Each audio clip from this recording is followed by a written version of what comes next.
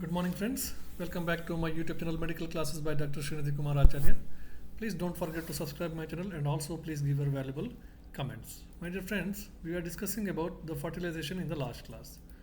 And in the last class, we have seen that how actually the fimbrias will catch hold of the ovum and bring it inside the ampulla. And what are the different aspects which helps for this particular procedure or process. Okay, basically this is a hormonally controlled phenomena, basically the estrogen and as well as luteinizing hormone. So when the ovum is released from the ovary, it is called a secondary ovum. Only after it touches with the sperm, it is called as the definitive ovum. Suppose if it does not touch the sperm, then the secondary ovum itself will going to destroy within 24 hours. And we also know that the lifespan of the secondary ovum inside the genital apparatus or a cavity is only 24 hours, whereas sperm which enter inside the genital tract can survive up to 48 hours. Now we will continue the same. Now the ovum, after getting inside the infundibulum, now moves within the fallopian tube by means of peristaltic movement of the tube. Now tube contains certain muscles, so they show the peristaltic movements, and at the end it reaches the destination point, that is ampulla. Okay, so this is facilitated by the peristaltic movement of the fallopian tube. Now in the meantime, after the copulation, the sperm which are deposited in the upper part of the vagina and the cervix, and now it has to travel till the ampulla of the tube. This is a beauty. Now here the ovum will not move, it will be there only. Okay, ovum will not be moved, so it will be there only. It is a sperm which has to move there.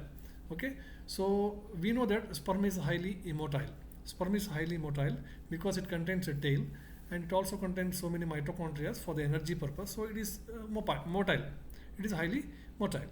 Now the sperms are deposited in the upper part of the vagina and also in the cervix, and now they have to travel till the ampulla of the tube.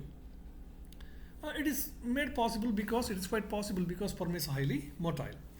Normally in one ejaculation about 200 to 500 millions of the sperms will come out. Okay, in one ejaculation usually 200 to 500 millions of sperms will come out, and in the semen actually 90% is fluid, only 10% is sperm. Okay, so this fluid which is present there, so that will help for the movement of this particular sperm. Now after it enter inside the female genital tract, an enzyme which is present within the semen 90% is fluid, so in that semen one enzyme is present, okay, which does the coagulation of the semen. So as soon as the semen falls on the female genital tract, cervix and vaginal area, the enzyme which is present in the seminal fluid, okay, so that will cause the coagulation of that fluid itself or semen itself. That enzyme is called as vesiculase. Okay, by the help of the enzyme vesiculase, it causes the coagulation of the semen or seminal fluid. Now this helps to prevent the spilling out of the sperms. So what happens is now the sperms will not be spilled out here and there, so they will be in a one particular given spot or coagulated area. Okay, so that is one important thing, a vesiculase enzyme which is present in the seminal fluid. Now actually sperms are, one more fact is sperms are less motile in the vagina.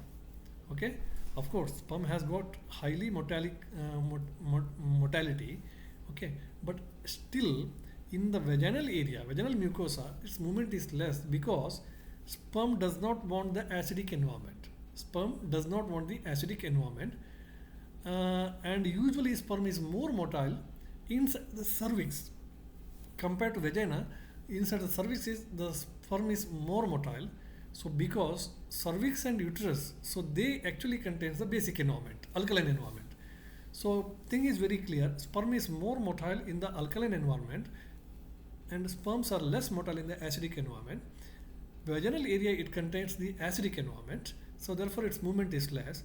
In the meantime, the coagulation which is formed there with the vesiculase enzyme, okay, the seminal fluid coagulation, that also helps the sperm from this acidic environment. And once it get into the a cervix and as well as uterine environment, which is basic, now the sperm is highly motile. So till then the sperm is protected by this particular coagulation process. So especially around the time of the ovulation, the mucus secretion of the cervix is very thin and stringy, and which is favoring the traveling of the sperm. Especially during the time of the ovulation, if you see, the endometrial changes will take place. Okay, so the mucus secretion of the cervix is very thin and stringy, and also it favors the traveling of the sperm. Okay, therefore we usually for the ovulation we check the ferning pattern during the ovulation. This is one of the diagnostics also, whether the woman is undergoing proper ovulation or not. One of the method is testing for the ferning nature of the cervix. Anyway, so now after this, the tail of the sperm is there. The sperm contains tail and head portion and all. So tail of the sperm that help for the movement, and now it enters into the cervix from the vaginal area. Okay, so for the movement, now the sperm requires energy, isn't it? Sperm requires the energy. So there are a lot of mitochondria are there in the sperm. All the mitochondria which are present in the sperm, now they are get rearranged in the midpiece, tail, head, tail, midpiece. These are the three parts of the sperm. In the midpiece area, they are get rearranged, all the mitochondria. So such a way rearranged these mitochondria, they are called as, actually they form the head-like portion, okay, cap-like portion, and that cap is called as acrosome. Okay, so now the mitochondria of the sperm are get rearranged in the midpiece, and now it carries the fructose with them for the energy, as semen is rich in fructose. Okay, so semen is very rich in fructose. Now this the sperms, they carry fructose from the semen for their future traveling, because they want energy. So this is utilized for the energy. Mitochondria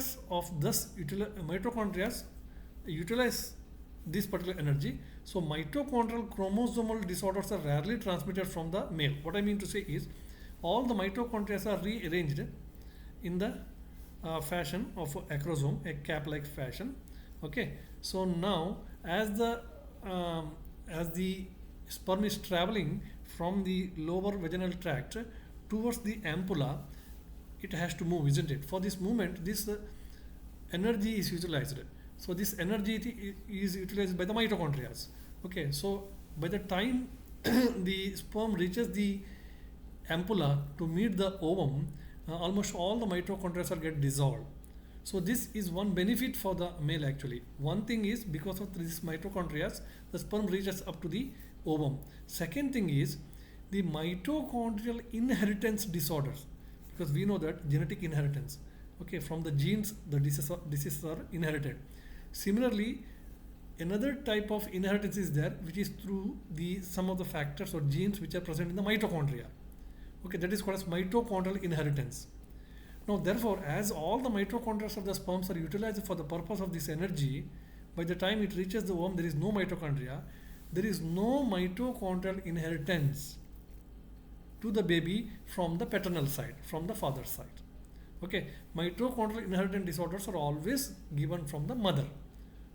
Okay, because ovum is still there, it is not moving, its mitochondria is still there inside.